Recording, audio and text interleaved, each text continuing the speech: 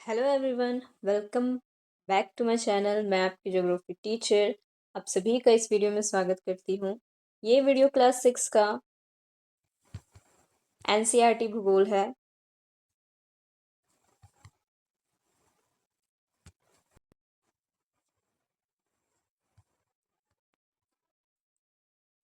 जिसमें हम पढ़ने वाले हैं चैप्टर 4 मानचित्र का वस्तुनिष्ठ प्रश्न उत्तर, जो कि आपके लिए बहुत हेल्पफुल है स्टडी के बेसिस पर।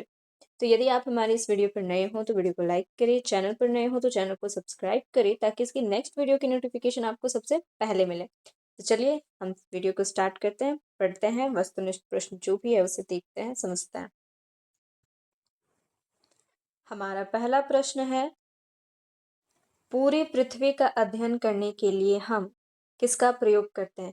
तो जब हमें पूरी पृथ्वी का अध्ययन करना होता है, पूरी पृथ्वी का एक साथ अध्ययन अच्छे से समझना होता है, जब पूरी पृथ्वी का अगर बात करें तो हम ग्लोब का उपयोग करते हैं।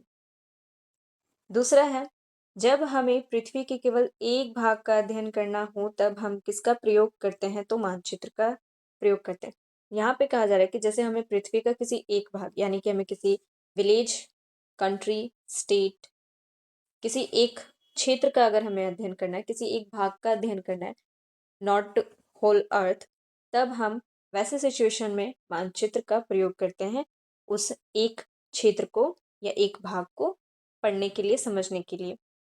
तीसरा है, पृथ्वी की सतह या इसके एक भाग का पैमाने के माध्यम से चपटी सतह पर खींचा गया चित्र क्या कहलाता है? तो मानचित्र कहलाता है। यहाँ पे ये मानचित्र की परिभाषा है कि मानचित्र है क्या। तो पृथ्वी की किसी एक सतह का, ठीक है, पैमाने के माध्यम से किसी चपटी सतह पे कहा जा रहा है कि खींचा गया जो चित्र होता है, चपटी सतह दैट मीन्स समतल चीज, पन्ना या मतलब समतल कुछ भी, किसी भी चीज में चपटी सतह पर खींचा गया जो चित्र होता है वही मानचित्र कहलाता है। नेक्स्ट क्वेश्चन, जब बहुत से मानचित्रों को एक साथ रख दिया जाता है तो वो क्या कहलाता है? एटलस कहलाता है। जब बहुत सारे मानचित्रों को, मतलब अलग अलग भाग, क्षेत्र के मानचित्र को, अलग अलग टाइप्स ऑफ मैप जो होते हैं, प्रकार होते हैं मानचित्र के, जब उनको एक साथ रखा जाता है, एक साथ रखा जाता है तब उसे एटलस कहा जाता है। अगला है, मानचित्र के प्राकृतिक आकृतियों को दर्शाने वाले मानचित्र को, फिर से पढ़ते हैं, पृथ्वी की प्राकृतिक आकृतियों को दर्शाने वाले मानचित्र को क्या कहा जाता है? तो भौतिक या ऊंचाउच्च मानचित्र कहा जाता है, जिसमें पृथ्वी की प्राकृतिक आकृतियों को दर्शाया जाता है। वैसे मानचित्र को भौतिक मानचित्र करते हैं। और ऐसे मानचित्रों में पृथ्वी की प्राकृतिक आकृतियां जैसे कि पहाड़, पठार, भूमि, नदियाँ, ये सब दिखाया जाता है इसमें। फिर अगला है, विभिन्न देशों व राज्यों तथा उनकी सीमाओं को दर्शाने वाले मानचित्र को क्या कहा जाता है? तो राजनीतिक मानचित्र कहा जाता है। राजनीतिक मानचित्र में किसी भी क्षेत्र, किसी भी देश, किसी भी महादेश की सीमाओं को दिखाया जाता है कि वह क्षेत्र जो है वो कितनी एरिया में फैला हुआ है, किस देश से सटा हुआ है, कौन सा देश उसके पड़ोस में है, नहीं है, वो सारी चीज़ें दिखाया जाता है, वो होता है राजनीतिक मानचित्र। अगला है, सड़क मानचित्र, वर्षा मानचित्र, वन और उद्योग आदि के वितरण दर्शाने वाले मानचित्र को क्या कहते हैं? तो जिसमें सड़क, वर्षा, वन, उद्योग ये सब चीजें दिखाई जाती है जिस मानचित्र में, उसे थीमेटिक मानचित्र कहते हैं। अगला है, मानचित्र के कितने घटक है? तो मानचित्र के 3 घटक होते हैं। पहला दूरी, दिशा, प्रतीक, और यही तीनों के माध्यम से कोई भी मानचित्र हम अच्छे तरीके से अध्ययन कर सकते हैं या हम किसी भी मानचित्र को रेडी कर सकते हैं इन तीनों घटकों की सहायता से। अगला कहा जा रहा है, स्थल पर वास्तविक दूरी तथा मानचित्र पर दिखाई गई दूरी के बीच का अनुपात क्या कहलाता है? तो पैमाना कहा जाता है। पैमाना कहा जाता है। पैमाना क्या होता है? तो स्थल की दो मतलब मानचित्र पर किसी दो स्थान के बीच की दूरी और वास्तविकता में उसी स्थान के बीच की जो दूरी होती है उसके अनुपात को जो दिखाया जाता है, जिस माध्यम से हम दिखाते हैं उसे हम पैमाना कहते हैं। अगला है, मुख्य कितनी दिशाएं होती हैं? तो मुख्य 4 दिशाएं होती है, आप सभी को पता होगा। पूर्व, पश्चिम, उत्तर, दक्षिण। पूर्व को ईस्ट, पश्चिम को वेस्ट, उत्तर को नॉर्थ एंड दक्षिण को साउथ। अगला क्वेश्चन है, मुख्य दिशाओं को क्या कहा जाता है? तो इन चारों मुख्य दिशाओं को हम प्रधान दिग्बिंदु कहते हैं। प्रधान दिग्बिंदु कहते हैं। इसके अतिरिक्त उप प्रधान दिग्बिंदु भी होते हैं या उप दिशाएं भी होती है। उत्तर पूर्व, उत्तर पश्चिम, दक्षिण पूर्व और दक्षिण पश्चिम। उप दिशाओं के नाम लिखे, जैसे देखो मैंने अभी जस्ट यहाँ पे बताया, उत्तर पूर्व, दक्षिण पश्चिम और उत्तर पश्चिम। अगला प्रश्न है, हम किसकी सहायता से किसी स्थान की दिशा का पता लगा सकते हैं?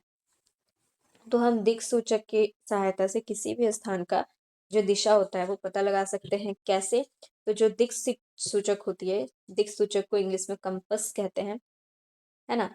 वो एक मशीन होती है, इलेक्ट्रिक मशीन, या हम कह सकते हैं मैग्नेटिक मशीन होती है, जिसमें सुई लगी हुई होती है, जो हमेशा नॉर्थ दिशा को इंडिकेट करती है। हम वो सुई क्या करती है? हमेशा नॉर्थ दिशा को इंडिकेट करती है, जिससे हमें नॉर्थ दिशा का ज्ञान तो हो जाता है।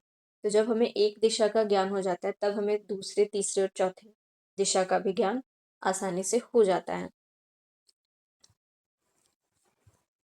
तो इसलिए कहा जा रहा है कि किसकी सहायता से हम किसी स्थान की दिशा का पता लगा सकते हैं? तो दिक् सूचक की सहायता से लगा सकते हैं। अगला है, दिक् सूचक की चुंबकीय सुई किस दिशा को सूचित करती है? तो हमेशा उत्तर और दक्षिण को सूचित करती। जाहिर है, एक सुई जो है उत्तर साइड है, तो उसकी निचली जो भाग होगा, निचली भाग, सिरा, वो दक्षिण दिशा को बताएगा। अगला प्रश्न, यह आरेखन जो पैमाने पर आधारित न होकर याददाश्त और स्थानीय प्रेक्षण पर आधारित होता है, क्या कहलाता है? तो रेखा चित्र कहलाता है। याददाश्त पे यहाँ पे बोला जा रहा है, मतलब हम कोई भी, मान लो एक चित्र रेडी कर दिया किसी क्षेत्र का, वहां पे हमने ना पैमाना का इस्तेमाल किया, ना दूरी का इस्तेमाल किया, ना किसी प्रतीक का इस्तेमाल किया, बस ऐसे अपनी याददाश्त के थ्रू से हमने उसे कागज पे उतार दिया। रफ, हम कह सकते हैं एक तरह से रफली मैप, है ना, उसे हम रेखा चित्र कहते हैं, जिसमें हम याददाश्त के अनुसार उस चित्र को रेडी करते हैं, तो वो रेखा चित्र होता है। अगला है, एक छोटे क्षेत्र का बड़े पैमाने पर खींचा गया रेखा चित्र को क्या कहते हैं? तो खाका कहते हैं। कोई क्षेत्र है, छोटा क्षेत्र है, जिससे हम बड़े बड़े पैमाने पर उसका जो मानचित्र रेडी करते हैं या कोई चित्र खींचते हैं, तो उसे खाका कहते हैं। उसे क्या कहते हैं? खाका कहते हैं। जब हम बड़े पैमाने पर कोई किसी क्षेत्र का मैप रेडी करते हैं या रेखा चित्र खींचते हैं। तो अब एक आखिरी प्रश्न है वस्तुनिष्ठ में, मानचित्र पर हम पानी को किस रंग के द्वारा प्रदर्शित करते हैं? तो पानी को दिखाने के लिए हम नीला रंग का प्रयोग करते हैं। पानी को दिखाने के लिए हम नीला रंग का प्रयोग करते हैं। वैसे बहुत सारे कलर्स होते हैं हमारे मैप में, ब्लू होते हैं, वाइट नहीं सॉरी ब्राउन होते हैं, ग्रीन होते हैं, येलो भी होता है, ऑरेंज भी होता है, रेड भी होता है, जो कि अलग अलग चीज़ों को दिखाने के लिए उन कलर का इस्तेमाल किया जाता है। एक क्वेश्चन आप जो कि हमें कमेंट में बताएंगे कि पहाड़ों को दिखाने के लिए, पहाड़ों को दिखाने के लिए मानचित्र में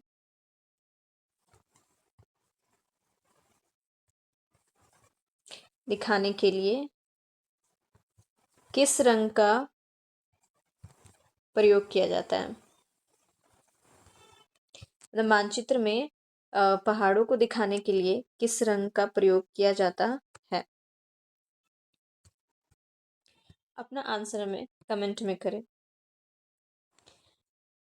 तो हमारा चैप्टर नंबर 4 का वस्तुनिष्ठ प्रश्न जो कि कंप्लीट होता है। 17 क्वेश्चंस ही बने थे। तो मिलते हैं इसके नेक्स्ट वीडियो के साथ में, जिसमें हम मानचित्र चैप्टर का अभ्यास प्रश्न उत्तर करने वाले हैं। Tick the correct options and जो भी प्रश्न उत्तर होंगे वो सारे हम करने वाले हैं इसके नेक्स्ट वीडियो में। तो अभी तक अगर आपने चैनल को सब्सक्राइब नहीं किया है तो चैनल को सब्सक्राइब जल्दी से करें, ताकि इसकी जो नेक्स्ट वीडियो होगी जैसे ही अपलोड होगी उसकी नोटिफिकेशन आपको सबसे पहले मिलेगी। एंड आई होप आप सभी ने एंजॉय भी किया होगा इस चैप्टर को पढ़ने में। तब तो मिलते हैं नेक्स्ट वीडियो के साथ में। एंड अगर आपने अभी आप नए होंगे और टेलीग्राम चैनल पर जुड़े नहीं होंगे हमारे, तो चैनल के बायो में जाएं, टेलीग्राम लिंक दिया हुआ है, आप वहाँ से टेलीग्राम चैनल को ज्वाइन करें। And any doubt you can ask me in the comment section. Okay, मिलते हैं नेक्स्ट वीडियो में, तब तक के लिए bye bye and take care. Good luck for your study. Thank you for watching.